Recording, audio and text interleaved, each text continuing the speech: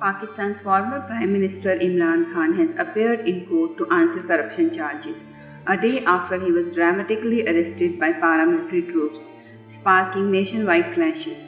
The charge relates to the sale of gifts sent to him by foreign leaders while in office. His lawyer told Khan rejects the indictment.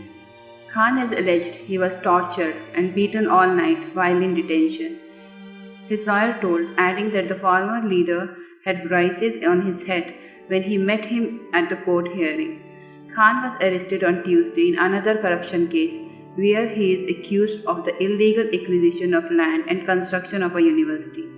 His lawyer said that Khan has been placed on physical remand for 8 days following the court hearing on the charge brought on Tuesday.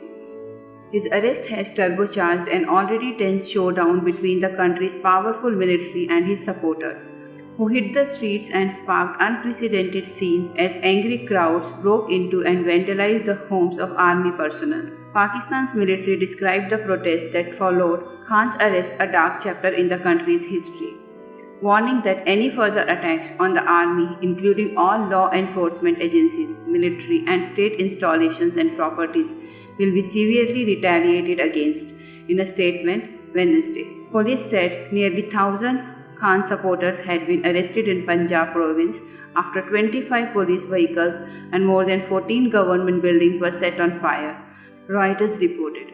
Authorities in 3 of Pakistan's 4 provinces have also imposed an emergency order banning all gatherings, Reuters added. Wednesday's hearing took place in police station rather than a court to keep him away from the public, police said.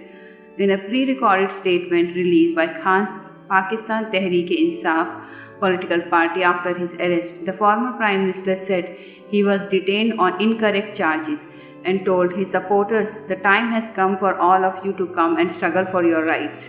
I have always followed the law. I am being apprehended so that I can't follow my political path for this country's fundamental rights and for me to obey this corrupt government of crooks which has been hoisted on us," he said. Syed Bakir Sajjad, a Pakistan fellow at the Wilson Center in Washington, said that although previous Pakistani leaders had faced arrest and politicians had in the past challenged the military's dominance, Khan's significant public support made this situation unique. The risks faced by Pakistan in this situation are numerous, he said.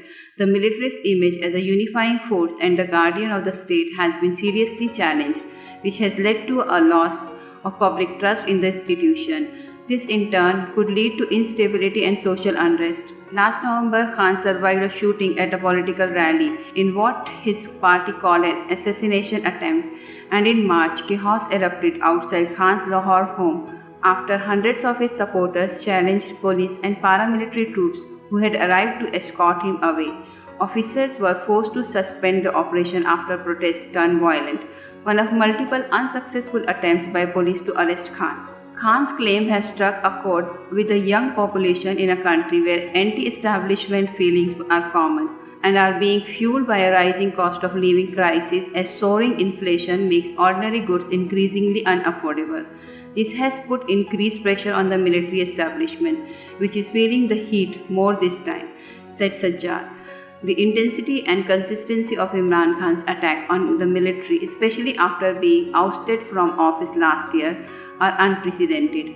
Amid the crisis, the government has so far failed to reach the agreement with the International Monetary Fund to restart a $6.5 billion loan program, and that has stalled since November in an effort to keep the economy afloat.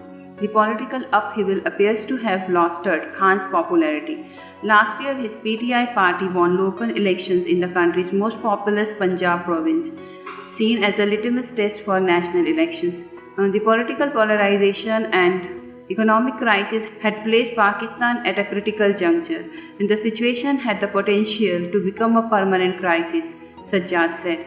Pakistan's future trajectory will largely depend on how its leaders navigate the ongoing crisis and whether they can find a way to address the people's grievances and restore stability, he added. Pakistan Prime Minister Shehbaz Sharif on Wednesday condemned the deadly protest by the supporters of the former Prime Minister Imran Khan after his arrest in a corruption case and warned to deal with demonstrators with an iron fist. The Prime Minister made a brief address to the nation after the country was rocked by deadly violence during the last 2 days, which saw attacks on military installations and state properties. Attack on public property is an act of terrorism and enmity towards the country, the Prime Minister said, adding that those taking the law into their hands would be dealt with an iron fist. They will be given exemplary punishment, he said. Meanwhile, the United States of America and the United Kingdom have expressed concern over the latest development in Pakistan. The United Nations has also slammed the government of the country over Khan's arrest. Here's how nation reacted to Imran Khan's arrest. The United States on Tuesday called for respect of democratic principles and the rule of law in Pakistan in the aftermath of the arrest of Imran Khan. We are aware of the arrest of former Pakistani Prime Minister Imran Khan. As we have said before, the United States does not have a position on one political candidate or party versus another. We call for the respect of democratic principles and the rule of law around the world. So I would refer you to the government of Pakistan for any further information on that. As a joint news conference with his British counterpart, James Cleverly, US Secretary of State Antony Blinken, said they want the rule of law to be followed in this South Asian country. And that, folks, was the Bulletin in Brief for you. Stay informed, stay connected.